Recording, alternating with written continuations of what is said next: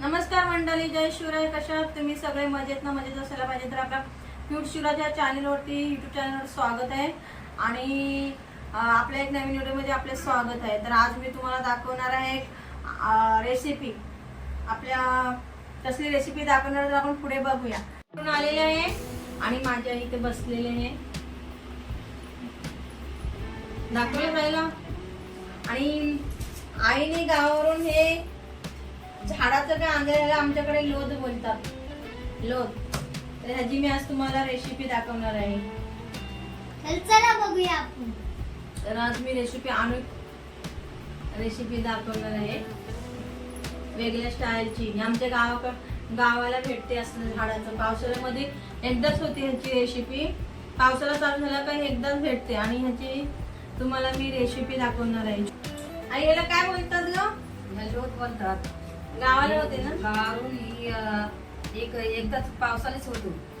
गिमची काही लोट होऊ शकत नाही. पावसाळ्यातून एकदाच भेटतो. पावसाळ्यात एकदाच होतो. वर्षातून एकदाच आपल्याला हे खायला भेटेल. पावसाळ्यामध्ये जी होते, पावसाळ्यामध्ये आलबी होते पावसाळ्यामध्ये, पालेभाज्या होतात. पण आम्ही मुंबईला असतो, मुलांची शाळा असते ना, मग नाही गावाला जाऊ शकत. नाही तर गेले असते मी तुम्हाला दाखवायला आलबी कुठे कशी भेटते, पावसाळी भाजी, रानभाजी.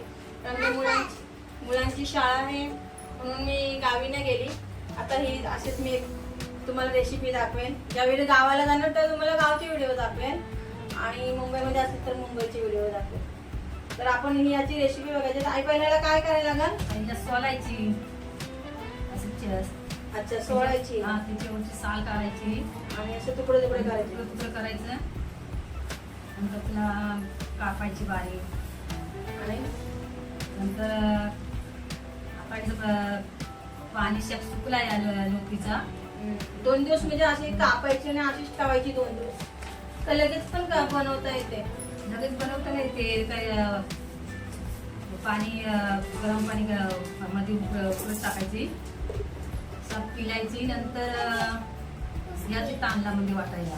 पण लगेच काढल्यानंतर बनवू शकतो की 2 दिवस कापल्यानंतर ठेवायची? पण ठेवायची म्हणजे तिला पाणी साफ सगळं सुकून जातं त्याच्या आतमध्ये ना. हा, ठीक आहे. तर आम्ही आता ही सगळे सोळून घेत आहोत आणि याचे तुकडे करणार आहोत.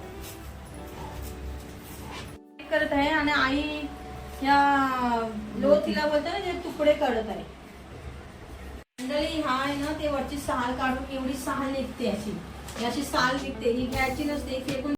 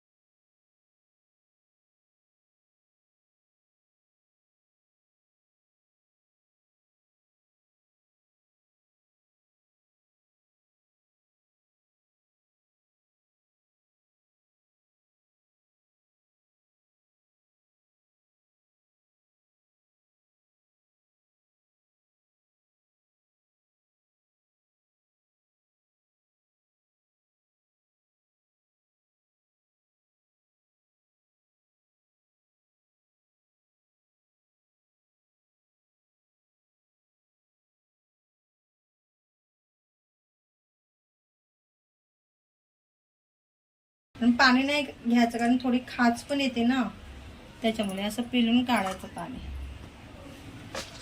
म्हणजे कपडे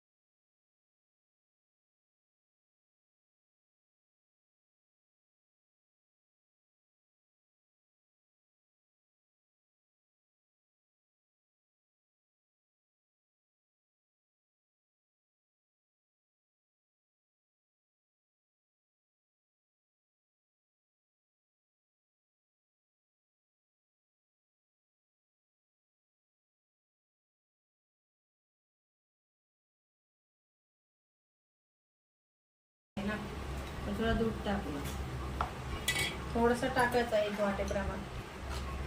हे सगळं असं मिश्रण कर.